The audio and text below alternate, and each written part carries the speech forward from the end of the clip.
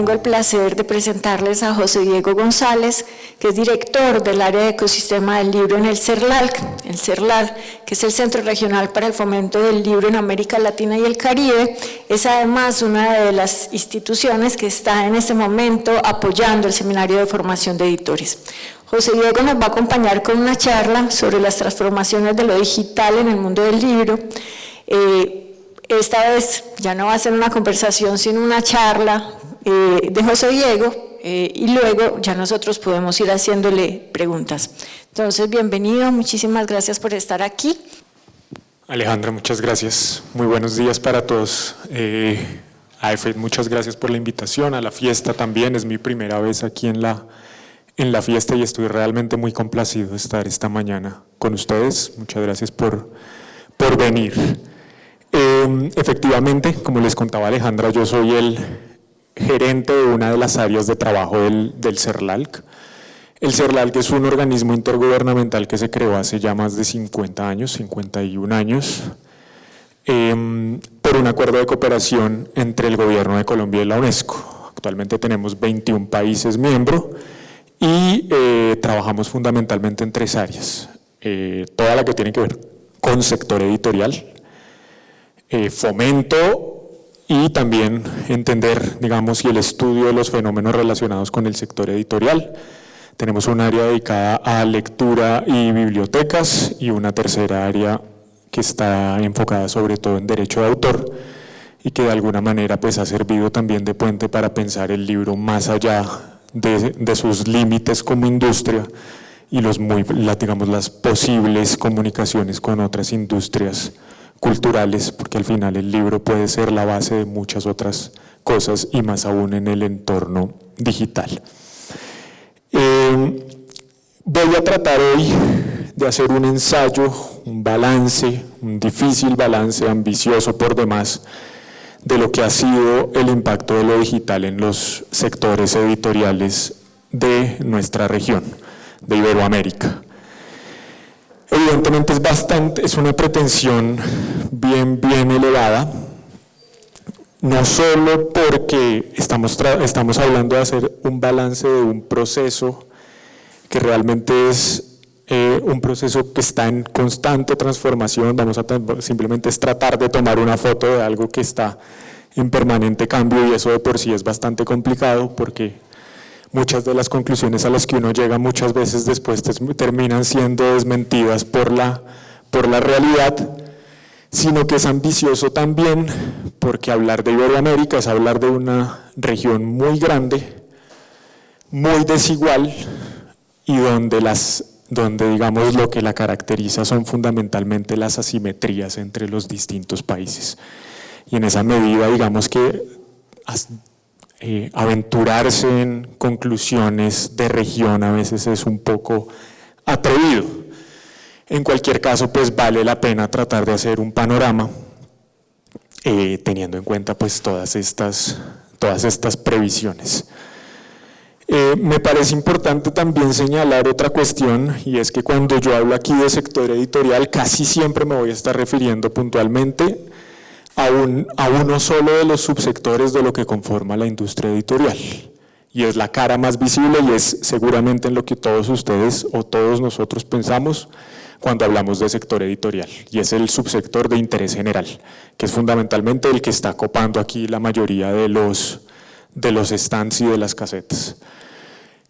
Cuando uno estudia el sector editorial, evidentemente tenemos también el subsector, por ejemplo, del libro de texto,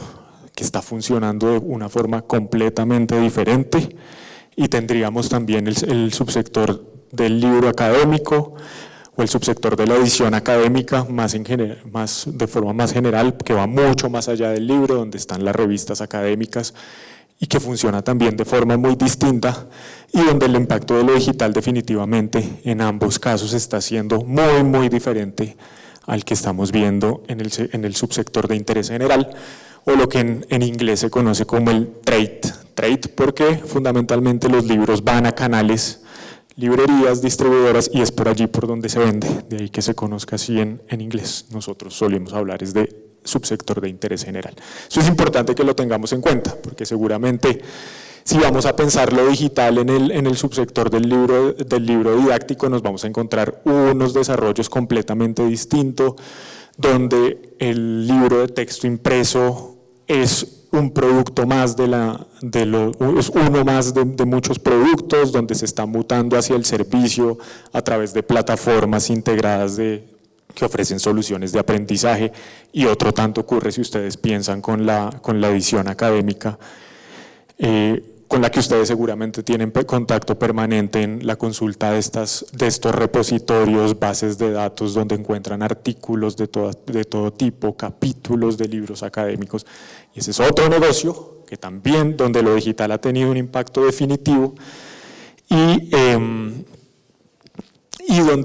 definitivamente digamos que es muy distinto a lo que ha ocurrido con el subsector de interés general. Hecho este preámbulo, entonces quiero que vayamos, antes de meternos incluso en el análisis de los países iberoamericanos, quiero que hagamos una primera pasada por lo que ocurrió en el mercado del libro estadounidense. A diferencia de quienes me antecedieron, a mí me corresponde la parte menos poética de todo esto, la parte más prosaica, que es la parte del mercado y de los datos, y espero no abrumarlos mucho con muchas cifras, sino que se lleven algunas cuestiones que esos datos nos dicen. Entonces les decía que vamos a analizar el caso primero de los Estados Unidos. Y lo primero que quiero recordar es en qué momento realmente empieza el despegue de los libros electrónicos en el mercado estadounidense. Y evidentemente viene de la mano de la aparición de todos estos dispositivos. Antes de la aparición del Kindle, por supuesto que estos no son los primeros lectores de libros electrónicos. Anterior a esto vamos a encontrar algunos ejemplos, pero en ningún momento realmente lograron tomar tracción. Definitivamente el despegue de los ebooks lo va a marcar la aparición del Kindle en el año 2007, si bien ya desde 2004 Sony había lanzado su propio dispositivo. Pero ¿cuál fue el diferencial y lo que, digamos, supuso ese despegue, lo que motivó ese despegue de los ebooks en el mercado estadounidense? Que el Kindle ofrecía algo que no ofrecía su antecesor, el Sony Reader, y era la posibilidad de descargar los libros directamente en el dispositivo por medio de conexión 3G. Es decir, no hacía falta conectar el dispositivo a un computador para después pasar allí los libros, y eso fue definitivo para que se produjera este despegue, sumado por supuesto a toda una serie de estrategias muy agresivas de comercialización por parte de Amazon de los libros electrónicos. Dice Amazon, o cuentan, que en cuestión de 5 horas se acabó la existencia de los primeros Kindle en el año 2007 y que tardaron casi un año en volver a tener existencias de su dispositivo. Lo que pasa es que lo que nunca nos contaron fue cuántos dispositivos pusieron a la venta. Pero en cualquier caso, digamos que despertó un entusiasmo inmediato. Después van a aparecer dispositivos similares por parte de la cadena de librerías Barnes & Noble, y ya en el año 2009 aparece el iPad, que introdujo una tensión que no voy a tratar yo ahora aquí, y fue este pleito que llegó a la justicia estadounidense a causa de que se consideró que las principales editoriales estadounidenses, entonces eran 6 o 5, habían llegado a un acuerdo con Apple para la fijación de los precios de los libros electrónicos, que ya los editores habían vivido la experiencia de los libros a $9.99 o menos, que fue como los puso Amazon apenas lanzó el Kindle, y lo que intentaron los editores con Apple fue un modelo de negocio diferente, y era donde el editor podía de alguna manera fijar el precio del libro en la medida en que la tienda de Apple se consideraba una especie de agente. Esto, pues, como les digo, llegó a la justicia estadounidense y terminaron fallando en contra de las editoriales y de Apple por considerar que ahí había un acuerdo de fijación de de precios. Eso es importante tenerlo en cuenta, les digo, no voy a entrar en todos los detalles, pero eso sí que va a determinar un poco cuál ha sido el comportamiento del precio de los libros electrónicos todavía hoy. Porque si ustedes se ponen a pensar, y los pocos estudios que tenemos al respecto, nos ponen esa barrera del 9.99, es muy difícil de superar, y los editores realmente allí tienen una dificultad grande en pensar en libros electrónicos un tanto más costosos que ese umbral. Aparece entonces en el año 2005-2007 el Kindle, y lo que vemos es un crecimiento sostenido de las ventas de libros electrónicos en el sector de interés general en Estados Unidos. Como ustedes pueden ver, del año 2008 al año 2012, digamos, marca un crecimiento bien significativo, con tasas de crecimiento interanuales de más del 100%. Y entonces, como les digo, gana tracción el libro electrónico y empieza a representar y a ganar participación dentro de los ingresos del subsector de interés general. Y pasamos de que cuando en el año 2000, mientras que en el año 2008 apenas representaban un poco más del 1% de los ingresos del subsector de interés general para Estados Unidos, en el año 2012 llegan ya al 23%. Es realmente un crecimiento pues muy significativo. Aquí lo que ven ustedes es justamente la progresión de esos ingresos en un periodo un tanto más prolongado. La línea roja representaba las tasas de crecimiento interanuales, pero si ustedes se fijan, a partir del año 2012 esa línea roja cambia radicalmente su comportamiento. Y es bien interesante, y ya vamos a ver qué fue lo que pasó ahí. Veríamos entonces, vemos un periodo de auge muy significativo de las ventas de ebooks entre el año 2008 al año 2012, parece estabilizarse entre los años 2012 y 2014, y a partir de ahí, como ustedes pueden ver, empieza un decrecimiento en los ingresos por ventas de libros electrónicos para el sector estadounidense. Sí, alcanzamos 3 años más del 20% de participación en los ingresos, y como les decía, empieza a decaer hasta que en el año 2018, después de haber tenido unas participaciones de casi 25%, llegamos a un 14% de participación del libro electrónico en los ingresos. Y se produce allí una cuestión que se denomina la curva S. Y la curva S lo que nos describe es el proceso de adopción de una nueva tecnología. Entonces lo que tenemos es, aparece el Kindle muy seguramente como un elemento que cataliza la adopción de esa nueva tecnología, que son en este caso los ebooks, una mejora sustancial en la posibilidad de acceder a los ebooks. Hay una rápida adopción de unos primeros entusiastas, hay un auge y posteriormente hay un cierto grado de estabilización en lo que ocurre con los ebooks e incluso en un decrecimiento que ustedes pueden ver claramente reflejado en esa curva. Y ustedes me van a decir, claro, pero ¿qué pasó en el año 2020, que fue ese año excepcional, o 2020, 2021, que fue ese año excepcional, donde creo que todos tuvimos la sensación de que había aumentado el consumo de lo digital? Y paradójicamente, contrario a lo que probablemente muchos de nosotros podamos pensar, esa participación realmente no varió de forma significativa en los ingresos del sector de interés general de los Estados Unidos. Si bien, por supuesto, hubo un aumento entre el año 2019 y 2020 de las ventas de ebooks del 16%, con todo y que fue un crecimiento significativo, como ustedes pueden ver ahí resaltado en rojo, los ebooks representaron apenas el 11% de los ingresos del subsector de interés general en el año 2020. Y como pueden ver, es el formato papel el que sigue predominando en los ingresos del sector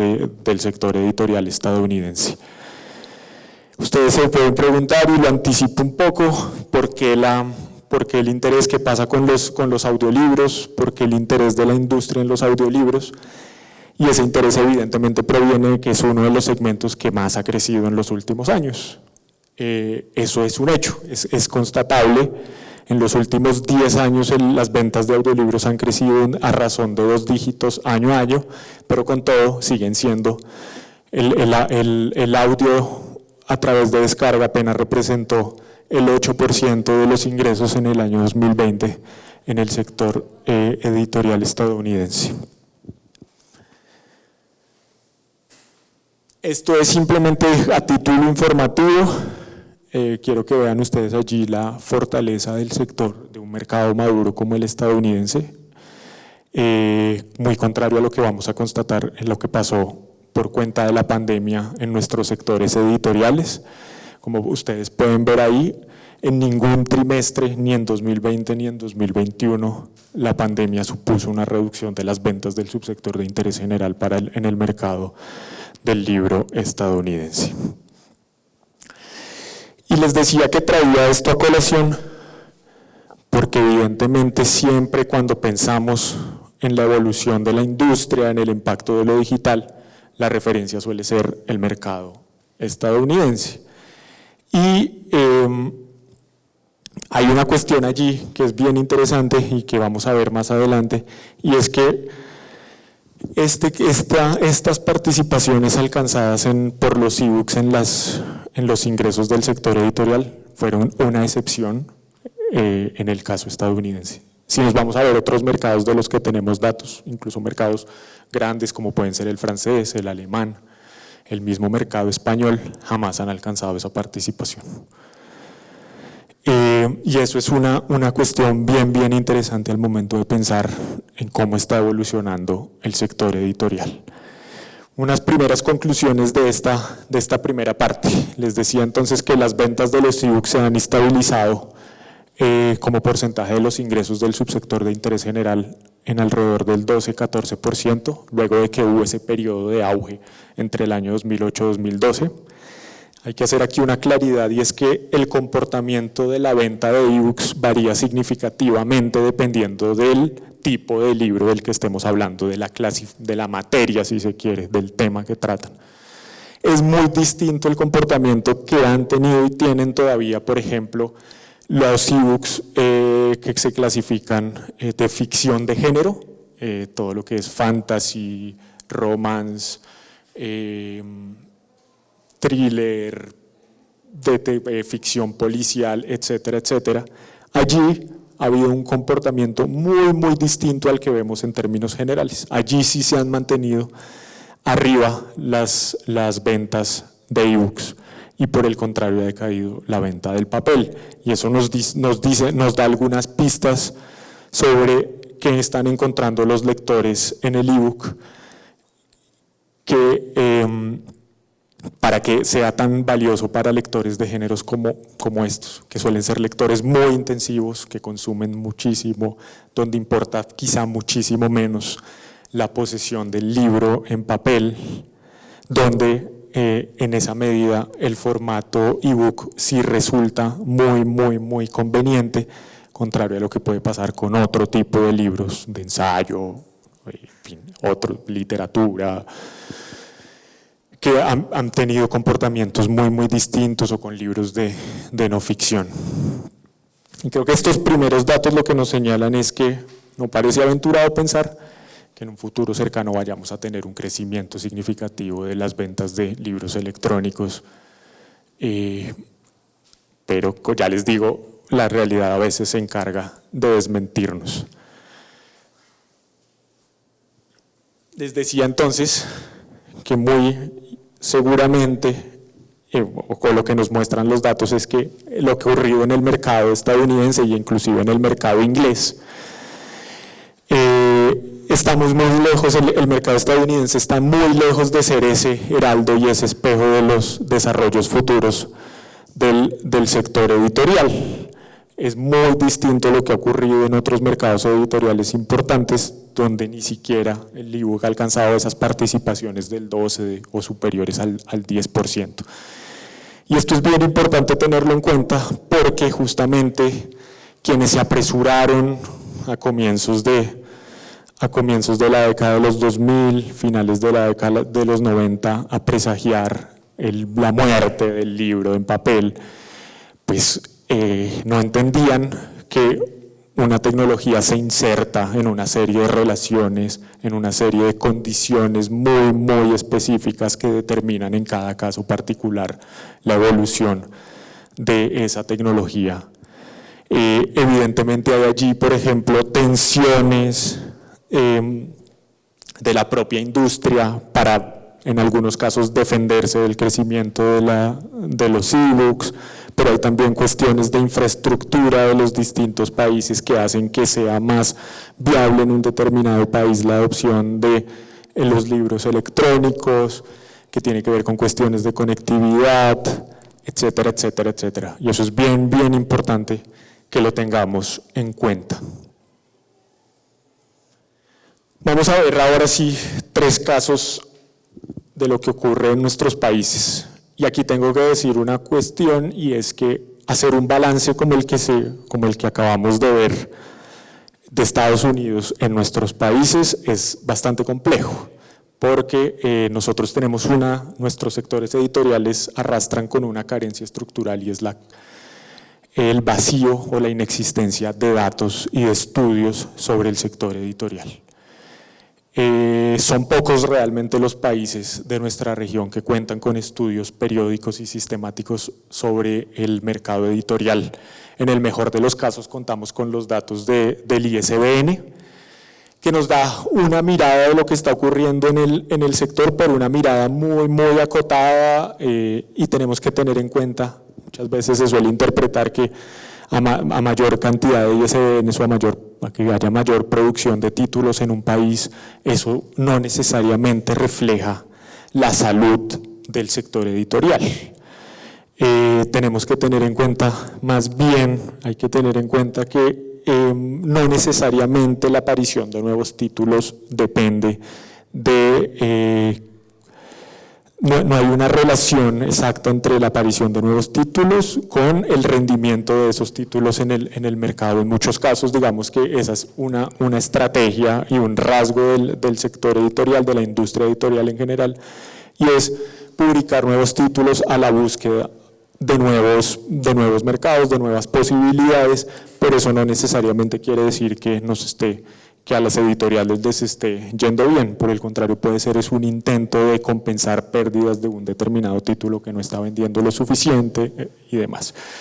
Pero esto, les decía entonces que arrastramos una carencia estructural en nuestros sectores editoriales, y es la falta de información sistemática sobre producción, sobre ventas. Hay que decir también que evidentemente eso está estrechamente relacionado con el grado de desarrollo de los sectores editoriales, pero pues se da allí una paradoja, y es que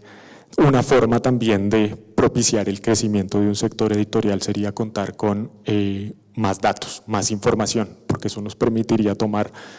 decisiones mejor informadas, tanto al que hace negocio. Entender mejor qué es lo que está ocurriendo con la industria editorial le va a servir para tomar decisiones estratégicas,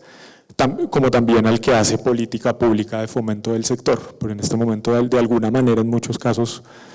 hacemos política pública y se toman estrategias y se toman decisiones de negocio sobre ninguna base muy, muy cierta. Y por supuesto que los datos que tenemos, si ustedes se fijan ahí, pues son de mercados que, bien o mal, tienen un grado de desarrollo importante en nuestra región. España, México y Colombia, unos de los más, pues España de lejos el mercado más grande de Iberoamérica, México el que le sigue, y Colombia estaría más bien en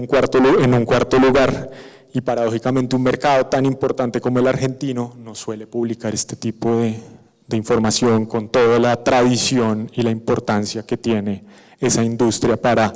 el ámbito de lengua castellana. Aquí vemos, en el caso de España es difícil, lamentablemente no es fácil hacer la discriminación entre los ingresos generales del sector y el subsector de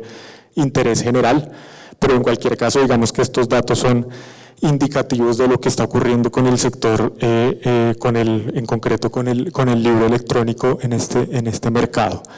Las barras amarillas corresponden al total de los ingresos del sector editorial,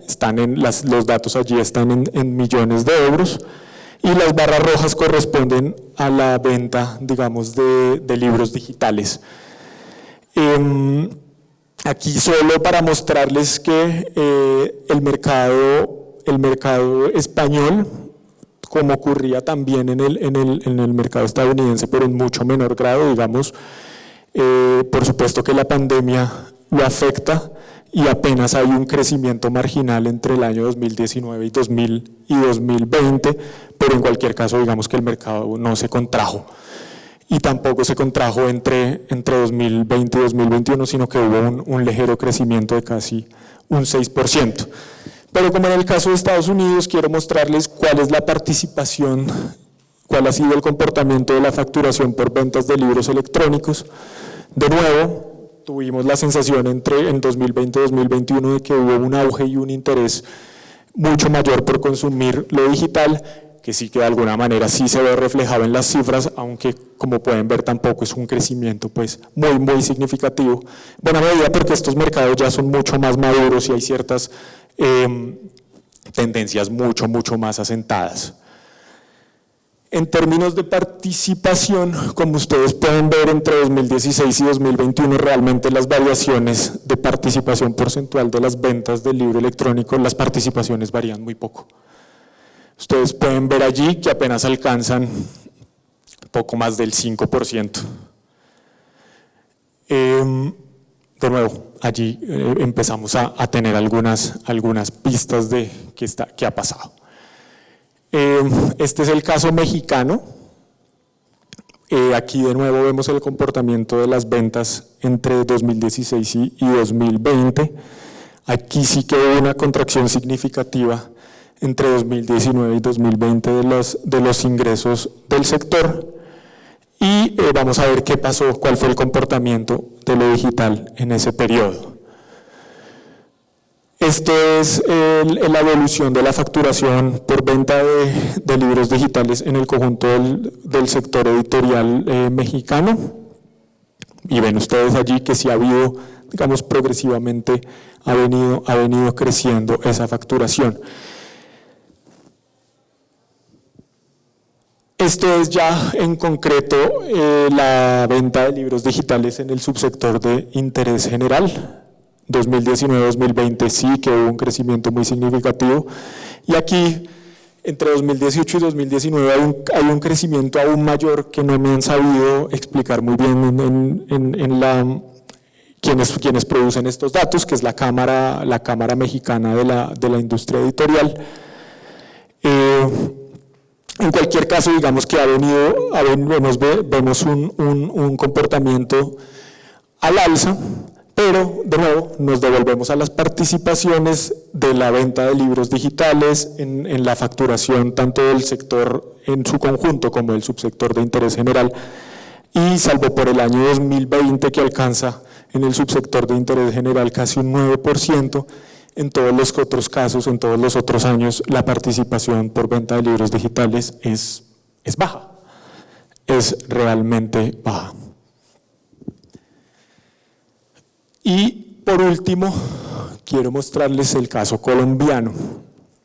Aquí tenemos por un lado los títulos que se han publicado desde 2018 a 2021 por parte del sector editorial comercial en Colombia.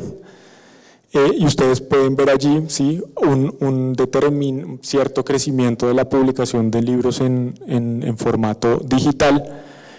y los famosos audiolibros realmente pues tienen todavía son muy pocos los audiolibros que se están publicando en nuestro país. Aquí vemos la evolución de los ingresos del sector. La parte de arriba corresponde al total de los ingresos del sector. Las barras corresponden a los ingresos desagregados por los distintos subsectores. Evidentemente, sí que la pandemia supone un golpe significativo para el sector editorial, del que en 2021 pues, está lejos de recuperarse, porque hay una pérdida de casi el 16% del total de los ingresos del sector y un crecimiento de apenas el 3% entre 2020 y 2021. Eso quiere decir que realmente tardará un buen tiempo, unos varios años, en que el sector editorial pueda volver a los niveles anteriores a la pandemia. Estos datos de aquí abajo corresponden al comportamiento en concreto del subsector de interés general, que como ustedes pueden ver, sufrió una contracción aún más significativa que la del conjunto del sector entre 2019 y 2020. ¿Por qué? Porque evidentemente fue el subsector más afectado por los cierres sanitarios, en la medida en que se cerraron librerías, que estuvieron un tiempo cerradas con todo y que fueron de los primeros negocios que se permitieron volver a operar. Hubo un cierre que afectó directamente las ventas, a lo que se sumó también, si ustedes recuerdan, que no hubiese ferias, que para el subsector de interés general es un canal sumamente importante.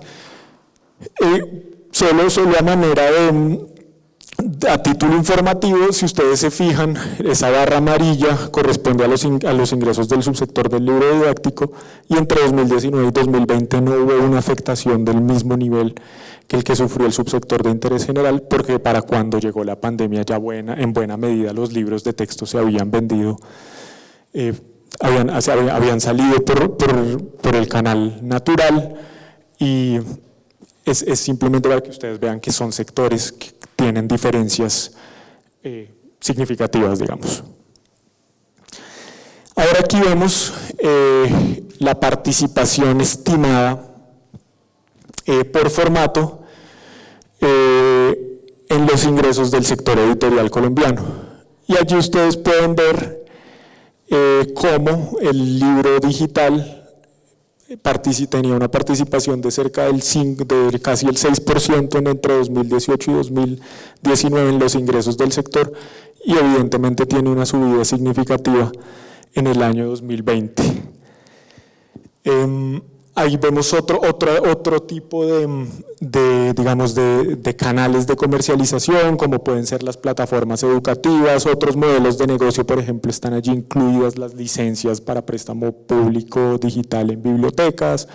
etcétera, etcétera. Pero lo que les quiero mostrar fundamentalmente, que es digamos en lo que he venido insistiendo, es el peso que tienen los libros digitales en los ingresos del sector. Como ustedes pueden ver, salvo por ese año excepcional que es 2020, tampoco los ebooks pesaban de forma significativa en el caso colombiano. Esto es ya no el conjunto del sector, sino del subsector de interés general, y es aún menor el peso de los ebooks en la facturación. Es mucho mayor ese rubro que en la Cámara Colombiana del Libro califican como otros modelos de negocio, que es donde les digo que caben plataformas, las ventas de licencias a bibliotecas y otras cosas, digamos que son modelos de negocio digital, pero como pueden ver, pues en ningún caso las participaciones son significativas. Todo esto pues nos lleva a una primera conclusión bastante evidente, y es que la fuente principal de ingresos del sector editorial, inclusive de un sector editorial como el estadounidense, sigue siendo el libro impreso, y de alguna manera lo anticipaban aquí al cierre de la charla anterior. Si bien se constata que hay un crecimiento progresivo del consumo y de la venta de libros electrónicos en nuestros países, como ustedes pudieron ver en los datos, la participación sobre el total de los ingresos no es en ningún caso significativo, y evidentemente sí que podemos decir que la pandemia pues supuso una aceleración de ciertas tendencias en el consumo, evidentemente supuso un crecimiento de las ventas de libros digitales, tanto de forma unitaria y de forma importante, al menos en el caso colombiano, de otras formas de acceso como son las licencias de préstamo digital. Y esto es bien interesante, es una conclusión a la que llega John B. Thompson en este libro publicado recientemente y que me sirvió para explorar el caso del mercado estadounidense, y es que fundamentalmente los libros electrónicos han sido una fuente más de ingresos, un formato más, como lo puede ser el formato de bolsillo, como lo puede ser las ediciones más económicas, como lo puede ser cualquier otra cosa. Pero no ha sido definitivamente, digamos, no ha supuesto ese cambio drástico de la configuración y el funcionamiento del sector. Este es un libro que recomiendo ampliamente. Pone realmente en negro sobre blanco lo que ha sido el impacto de lo digital en el sector editorial estadounidense, y como les digo, me sirvió, fue en buena medida la fuente que utilicé para analizar lo ocurrido en el caso del mercado estadounidense. Pero evidentemente, más allá de los datos, de lo que nos muestran los datos, nosotros quisimos ir un poco más allá en el CERLAC e intentar otra aproximación para entender cuál ha sido el impacto de lo digital. Debo decir, antes de continuar y antes de que se me olvide, que para ser, digamos, realmente rigurosos, al menos en el caso estadounidense, debemos reconocer que en esos datos que yo les mostré no está incluido un segmento del que sabemos muy poco, pero que aventuramos que es muy grande, y es el de la autopublicación, donde seguramente las cuestiones y el consumo, venta de lo digital es bastante distinto a lo que nos muestran estos datos que corresponden a la industria editorial más tradicional. Esos datos, digamos, Thompson justamente, el autor del libro que les contaba, dice que ese es el gran continente desconocido. Y sí que puede haber allí, que si tomásemos en cuenta esos datos, sí que podríamos tal vez dibujarnos un panorama bien distinto. Hay que decir también que, por supuesto, lo digital no solo se limita a la publicación de ebooks o de audiolibros, y que va muchísimo más allá, pero en cualquier caso sí que vale la pena tener en cuenta que al menos por ahora, como les decía, el grueso, el núcleo del negocio editorial sigue siendo la venta de ediciones en papel. Les decía entonces que nosotros en el CERLAC quisimos hacer una especie de balance con motivo de nuestro 50º aniversario del año pasado, y uno de los temas que abordamos fue precisamente el del impacto de lo digital en los sectores editoriales iberoamericanos. Y allí no intentamos este camino de los datos, que, como les digo, es muy difícil en nuestra región, sino un camino más bien en el que convocamos distintas mesas, en el que participaron distintos actores de distintos países, para abordar y tratar de hacer un análisis del estado de la cuestión, en qué punto se encuentra el ecosistema del libro en Iberoamérica. Como les digo, quisimos desplegar un mapa para tratar de ofrecer, digamos, una guía sobre el sector editorial, tanto a los hacedores de política pública como a todos aquellos que están inmersos en la producción y circulación del libro. Fue más bien un espacio para recabar y poner en diálogo las opiniones y las visiones de gente que ha estado metida en la industria desde hace mucho tiempo, y también de muchos analistas, de gente que ha estado observando el acontecer y el devenir del sector editorial en nuestros países. Y evidentemente, pues, las mesas tuvieron lugar en el año 2021 con la experiencia de la pandemia todavía muy viva, y pues eso condicionó mucho de las reflexiones. Pero con todo, digamos que tratamos de imaginar escenarios de futuro sin caer en la futurología, para entender hacia dónde podía ir el sector, y sacamos, digamos, varias conclusiones bien interesantes. Lo primero es que, digamos, la característica más sobresaliente de los sectores editoriales en Iberoamérica es, por un lado, la polarización y por otro, la atomización. ¿Qué quiere decir eso? Que tenemos una porción, digamos, variable de grandes grupos por un lado y por otro una mirada de pequeños proyectos editoriales, y que cada vez resulta más difícil estar en el medio. Eso evidentemente se explica porque la ventaja diferencial de la pequeña editorial, que hoy por hoy casi puede haber editoriales unipersonales, o sea, las barreras de entrada al sector editorial son realmente muy, muy bajas. Hoy por hoy, no solo porque es muy fácil hacer el proceso editorial es realmente sencillo, las tecnologías de impresión se han abaratado significativamente. Entonces, en principio, entrar al sector editorial resulta muy, muy sencillo.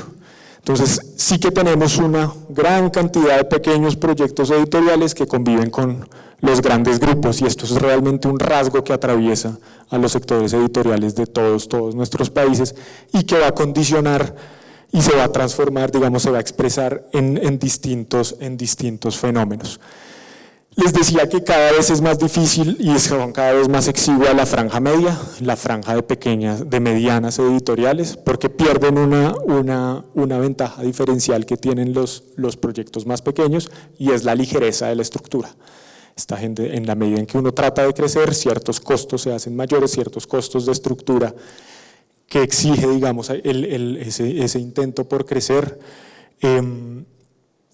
hace que sea mucho más costoso sostener una editorial, y en esa medida resulta mucho más difícil, digamos, pelear ahí en el medio, porque además, aunque se crezca, tampoco se tiene suficiente capital ni la suficiente fuerza para pelear con los grandes grupos. Hay un ejemplo para ponerlo en datos muy concretos, y pues esto creo que es muy diciente justamente de este fenómeno de la polarización. Es que en España, en el año 2020, 22 empresas editoriales concentraron el 63% de la facturación del sector, y el 37% restante de la facturación se repartió entre 708 editoriales. Como les decía, esa creciente, digamos, autonomización de los polos, esa polarización creciente de nuestros sectores editoriales se materializa de muy distintas formas. Por un lado, evidentemente, en la clase de títulos que se publican. Por otro, y esto es bien importante, quiero que ya lo voy a retomar más adelante, hay una distancia, digamos, en la profesionalización, dependiendo del polo en el que se ubique el actor. Hay evidentemente una diferencia abismal en la capacidad para generar cambios en el funcionamiento del mercado, y otra cuestión importante en la que se traduce esa polarización y esa atomización del sector es que cada vez parece más difícil establecer diálogos entre ambos polos del sector editorial. Y eso, por ejemplo, termina siendo muy difícil elevar determinadas demandas, por ejemplo, ante el Estado, en la medida en que es muy difícil poner de acuerdo en que se establezca un diálogo entre ambos polos. Eso dificulta la interlocución con el Estado, con todo lo que eso implica, dada la importancia que en muchos casos tiene la política pública para el fomento del sector editorial. Y nos encontramos allí en este ejercicio de diálogo que hicimos en el año 2021, nos encontramos con esto. Uno de los analistas a los que convocamos a pensar en el estado del sector editorial iberoamericano, cuando se le preguntó por lo digital, salió con esta frase: el conservadurismo del sector editorial es como el calentamiento global, los cambios se hacen tarde y la pandemia funcionó como los incendios en California, nos mostró la urgencia. Evidentemente hay que decir que el sector editorial es un sector que tiende a ser muy conservador y muy reticente a los cambios, pero para ser justo hay que decir también que le estamos exigiendo al sector, al tiempo que atiende el que ha sido el núcleo tradicional de su negocio, que piense también en adaptarse a posibles transformaciones, y eso es una cuestión bastante complicada. Evidentemente innovar supone, por ejemplo, cambios en la estructura, supone pensar distinto cómo concebimos un producto. Hay una cosa fundamental, y es que el sector editorial está acostumbrado a trabajar con productos terminados. El libro que sale es el mejor producto posible que podría haber salido después de todo el proceso de edición. Y en este ámbito de lo digital, realmente, si ustedes se fijan, muchas cosas funcionan con la lógica del ensayo y el error. Se sacan todas estas betas y se hacen testeos que después, a medida que se van utilizando, se va sirviendo toda esa retroalimentación para el mejoramiento continuo de, digamos, de ese producto. Y eso es un cambio muy significativo para la forma como trabaja el sector editorial, que, como les digo, está acostumbrado a trabajar con el producto terminado y a sacar el producto más perfecto posible. Y hay una cuestión adicional también, para ser justos y matizar un poco esta afirmación, y hay que decir que realmente no es tan cierto que el sector editorial tenga una versión tan clara al riesgo, porque si ustedes se fijan, realmente un elemento constitutivo del ejercicio editorial es el riesgo. Todo nuevo libro es una apuesta, por más que hoy por hoy se insiste en la posibilidad de que tenemos datos para entender mucho mejor cuáles son los gustos, por más que se pueda hablar de rastrear ciertas tendencias a través de redes sociales o de distintos medios, sigue siendo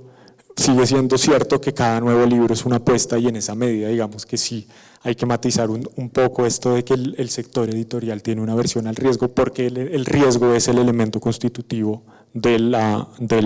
funcionamiento de la industria editorial, y justamente ese riesgo, esa apuesta, esa incertidumbre que es sacar un nuevo libro al mercado, es lo que explica muchas veces que, independientemente de cómo se comporten las ventas, los editores saquen nuevos títulos en busca de nuevos públicos, en búsqueda de suplir las ventas que probablemente no tuvo un título mediante un nuevo título, mediante una nueva apuesta. Y les decía cuando me refería a este rasgo característico de la estructura de nuestros sectores editoriales, de la polarización y de la atomización, que había una distancia, que una de las formas en las que eso se materializaba, uno de los fenómenos, era en la distancia relativa, en la profesionalización de los actores, dependiendo del polo en el que se encontraran.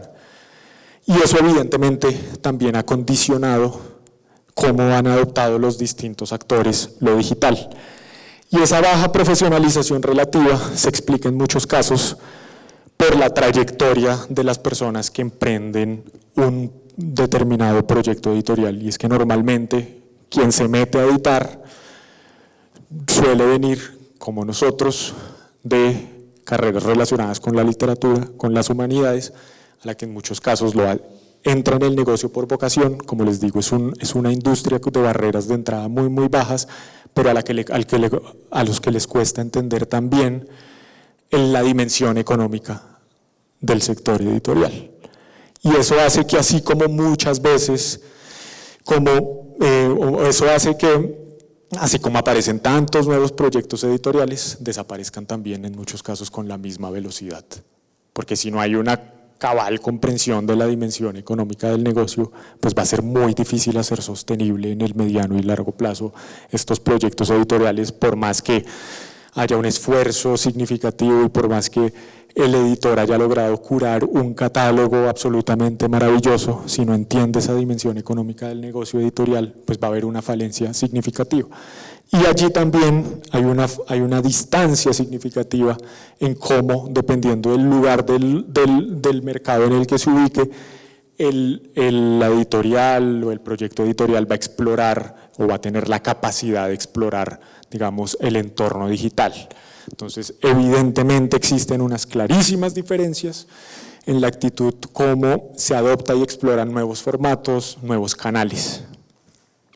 Tienen mucha mayor capacidad, también hay que decirlo, los grandes grupos para explorar y ver esos nuevos canales. Nos encontramos en este balance que uno de los rubros donde definitivamente hubo un impacto más significativo donde más lo digital tuvo un crecimiento más significativo por cuenta del COVID, fue en el crecimiento en la adopción de sistemas de comercio electrónico por parte tanto de librerías como de editoriales. Allí sí que podemos decir que hubo un cambio claro. Allí aparejado a eso hubo, digamos, tensión en algunos países en la medida en que algunas editoriales empezaron a incursionar en la venta directa, lo cual pues es considerado por muchos libreros como la ruptura, digamos, de un acuerdo tácito en el cual las librerías son las que deben ser el canal de venta y no las editoriales. Y evidentemente también lo digital se traduce, el impacto de lo digital se traduce en un cambio en las formas de comunicarse y de hacer difusión de los libros, moviéndonos cada vez más hacia formas de comunicación y de mercadeo que están cada vez más centradas en la comunicación directa con los lectores. Les decía que una de las cuestiones que se constata claramente es el crecimiento del comercio electrónico en el año 2020. Allí ven ustedes una serie de titulares que muestran, que hacen énfasis justamente en cómo las ventas de libros digitales crecieron en los distintos países. Ventas de libros en línea que han crecido el 82% en Colombia, las ventas digitales crecen en Argentina, en México ocurre un tanto de lo mismo, y allí pues aparecen también un actor que cada vez gana más preponderancia en algunos de nuestros países, que es la plataforma Busca Libre, que ha venido realmente ganando una porción muy significativa del mercado y cuyas ventas pues sí crecieron de manera significativa en los últimos 2 años. Algunos datos con respecto al crecimiento del comercio electrónico. En España, las ventas de libros impresos a través de Internet crecieron el 57% en 2020. Si se compara con respecto a 2016, el alza es de casi el 90%. Aquí un dato bien importante, ¿quién concentra esas ventas? Amazon, evidentemente. 54% de las ventas pasaron por Amazon en España. En Colombia, la venta de libros a través de librerías virtuales crecieron el 410% en 2020 con respecto a 2019. Como les decía, un actor que viene ganando mucho peso en ese ámbito es la plataforma Busca Libre. Según ellos mismos, habrían pasado a vender 270.000 ejemplares en 2019 a casi 800.000 en el año 2020. Eso es casi un crecimiento del 200%, y esa alza se mantiene en el año 2021 en casi un 80%. Y otro tanto de lo mismo ocurre en Brasil, donde la participación de los canales de venta exclusivamente virtuales en la facturación aumentó el 84% entre 2019 y 2020. Les anticipaba un poco lo de los audiolibros al comienzo de la presentación, de por qué el entusiasmo en los audiolibros. Evidentemente ha habido un aumento en el consumo y un mayor interés por parte de los compradores en este formato. Les decía que al menos en el mercado estadounidense es un formato cuyas ventas han crecido a razón de 2 dígitos de año a año en los últimos 10 años por lo menos, pero en nuestra región la penetración del audiolibro es realmente dispar. Y como vieron, al menos en el caso de Colombia, donde hay datos muy ciertos, pues todavía sigue siendo baja. Evidentemente, no todas las editoriales están en capacidad de incursionar en ese mercado. Ese es un mercado que, al menos en América Latina y en algunos países de América Latina, está siendo impulsada sobre todo por un actor, que es una plataforma de suscripción que es Storytel, de origen sueco, y cuyo modelo es la suscripción. A una tarifa fija se pueden consumir todos los audiolibros que el suscriptor quiera. Tengo que decir que ese es un modelo de negocio que todavía no termina por convencer al sector editorial, en la medida en que todavía no es suficientemente claro si es un modelo de negocio que realmente compense por sus ingresos, no solo en la venta de audiolibros, sino también en pensar en estas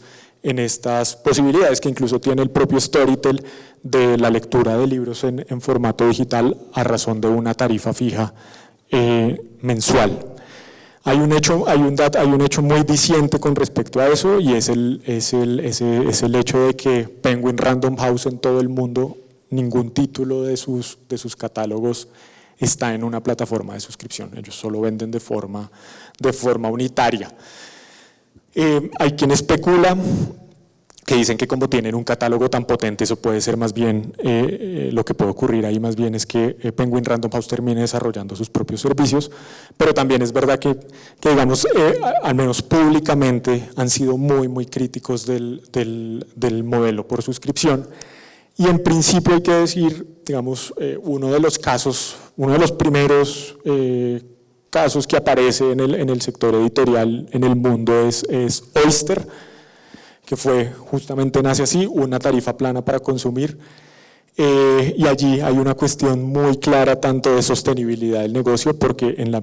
ese negocio se justifica para un cliente en la medida en que consume muchos libros, pero para la plataforma que incursiona en ese negocio, esos clientes son un problema, porque eso después se traduce en pagar las regalías. Y ese negocio termina desapareciendo justamente por eso. Y como les digo, digamos que allí hay mucho debate todavía sobre la conveniencia, al menos para el subsector de interés general, en estos modelos de suscripción. Probablemente en lo académico puede tener mucho más sentido que lo que ocurre que en este tipo de libros.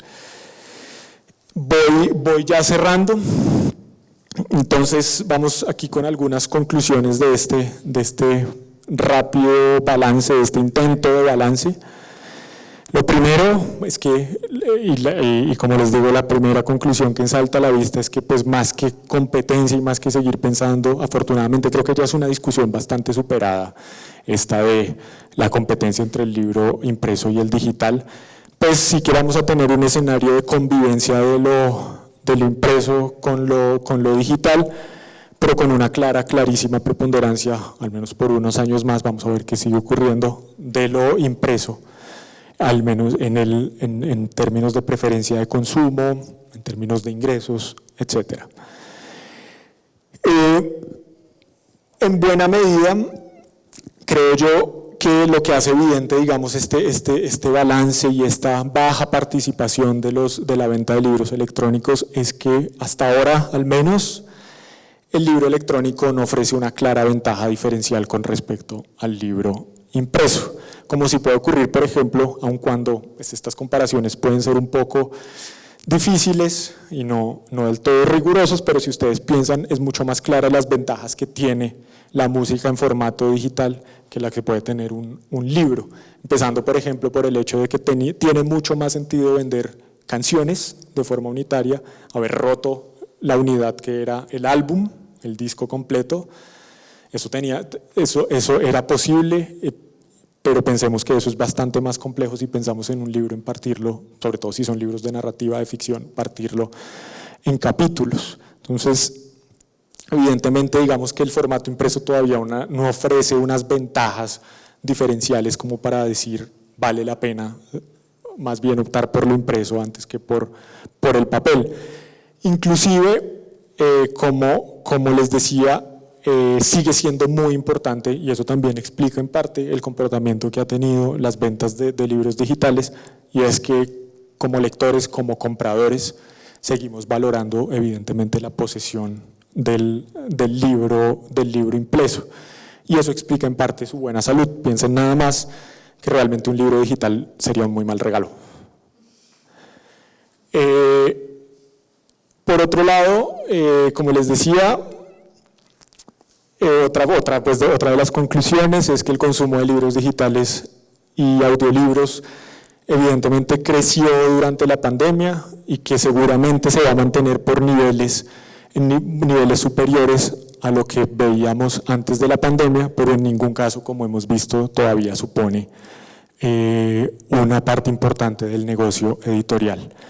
Otra cuestión importante es que muchos analistas, muchos consultores definen el comercio electrónico como un hábito pegajoso, o sea que allí evidentemente hay un filón que se necesita explorar y para el que los editores y libreros necesitan prepararse. Por otro, insistir en que cada vez resulta más necesario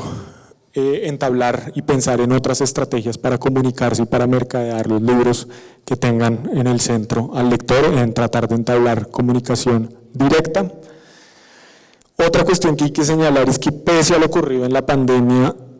si bien el sector editorial en muchos casos logró reaccionar de forma rápida y adaptarse a las circunstancias, y sí que se pudo ver que algunas editoriales que no habían realmente digitalizado títulos de sus catálogos empezaron a hacerlo, pero lo que de alguna manera nosotros vimos a final de 2021 es que fue más bien una reacción muy de coyuntura, muy de emergencia, y que lo digital todavía se sigue pensando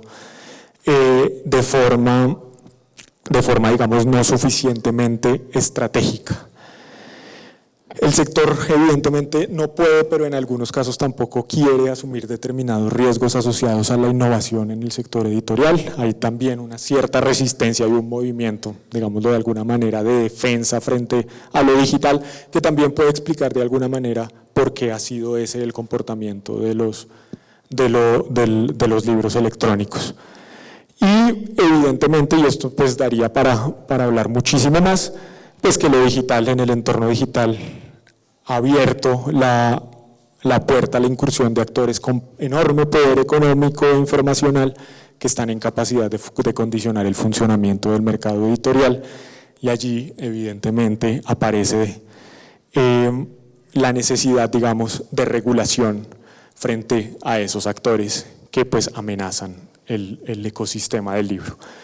Con esto cierro y quedo atento a sus preguntas. Muchas gracias por su atención.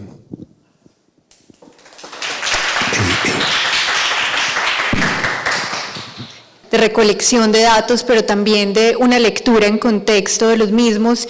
Como profesora quisiera hacerte una pregunta, y es: ¿nosotros podemos acceder a estos datos, el origen de los mismos, cuál es, y si podríamos, por ejemplo, transformarlos en algunos proyectos de visualización en el aula de clase?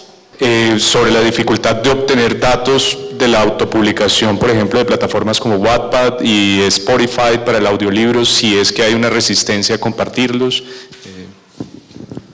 Bueno, hay varias cosas. Lo primero es,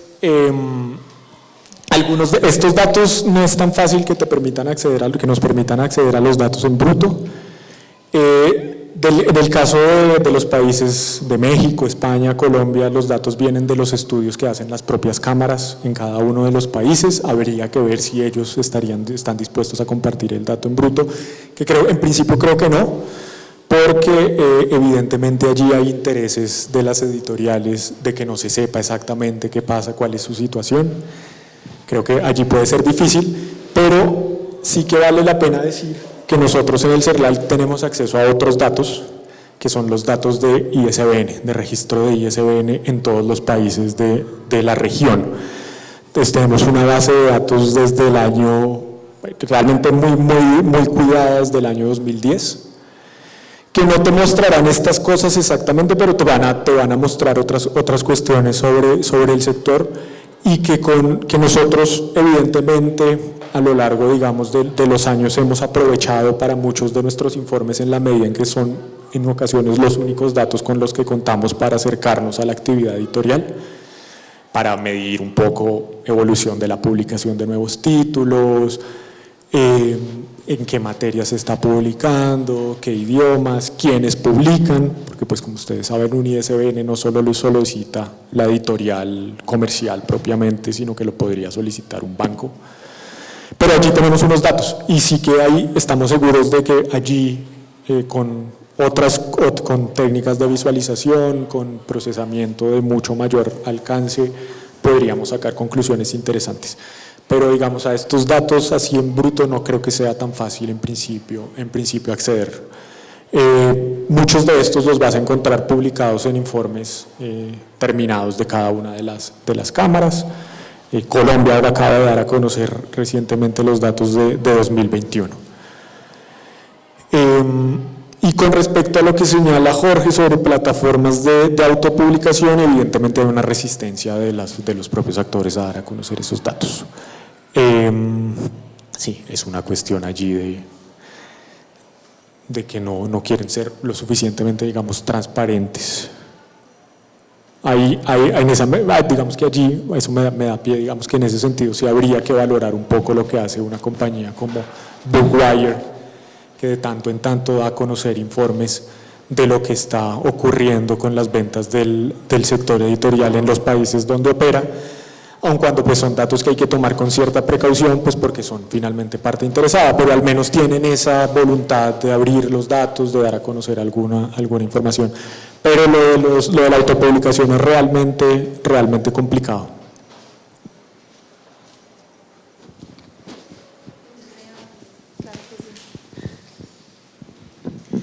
Bueno, muchas gracias por los análisis. Creo que pues hablando por todos los estudiantes esto es muy iluminador pues para nuestra labor, y pues ahí toco como el tema de profesionalización, porque pues claro que nosotros pues del pregrado, por ejemplo en literatura de AFID, estamos en ese camino para ser editores y adentrarnos en el sector editorial, por supuesto. Y mi pregunta es como, pues me llamó mucho la atención eso de que a veces los editores solo se enfocan en la materia, que es la literatura, pues la sustancia, y no piensan en las estrategias, por ejemplo, económicas. Entonces, pues mi pregunta es si consideras que como esa capacidad de éxito, entendiendo como estabilidad, puede ser, pues o puede encontrarse en la interdisciplinariedad del editor. Sin duda, yo creo que, como les decía, una parte fundamental es que el editor entienda que tiene un pie en el ámbito de la cultura y otro pie en el ámbito del negocio. Evidentemente, hay una cuestión, digamos, que no señalé, pero que estos pequeños editores, su principal activo, sí hay que decir que está en sus catálogos. Evidentemente ahí tenemos todos estos pequeños proyectos editoriales, muchos de esos se destacan precisamente por la selección, por el cuidado que tienen de sus catálogos. Y allí pues está el principal activo, pero hay que entender que con eso sí no basta y que hace falta incorporar cuestiones relacionadas, entender que a veces hay que ensuciarse un poco y que esto, en la actividad editorial definitivamente es un negocio, y que hay que hacerse también con herramientas para planificar, saber entender un presupuesto y saber que los números, digamos, también hacen parte fundamental de la actividad editorial. Entonces, sí, mi respuesta es sí, hay que tratar de empaparse de muchas disciplinas y no quedarnos solo en cultivar nuestros catálogos y en ponderarlos, que eso es muy valioso. De nuevo, insisto, ahí hay un activo fundamental, pero hay que entender también que nos movemos en un mercado y que la sobrevivencia de un proyecto editorial depende de cómo se gestione y cómo nos movemos en ese mercado, y debemos entender entonces, saber llevar una cuenta de resultados, entender cómo llegamos a estrategias de distribución, cómo las optimizamos, cómo nos comunicamos con los lectores, y que no todo se reduce a el corazón de lo editorial, de lo puramente editorial. Bueno, no, José Diego, muchísimas gracias por esta intervención, por contarnos todo este panorama y estas perspectivas del ingreso y de la permanencia de lo digital en el sector editorial. Muchas gracias.